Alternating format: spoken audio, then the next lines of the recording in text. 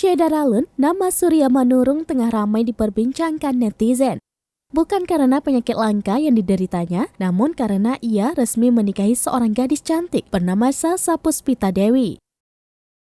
Diketahui bahwa Surya Manurung merupakan seorang pemuda asal Kecamatan Kisaran Timur, Kabupaten Asahan, Sumatera Utara. Pria yang bernama lengkap Syarif Ali Surya Manurung itu beberapa waktu lalu menjadi perbincangan karena memiliki wajah berbeda akibat mengidap Treacher Collins Syndrome. Surya adalah anak ketiga dari 6 bersaudara. Ternyata keluarganya juga mengidap sindrom langka bernama Treacher Collins Syndrome. Ayah dan keempat saudaranya mengidap penyakit tersebut, hanya ibu dan adiknya yang memiliki wajah normal. Memiliki wajah yang berbeda dengan orang lain, Surya pernah mendapat cibiran, namun tidak pernah dipedulikannya.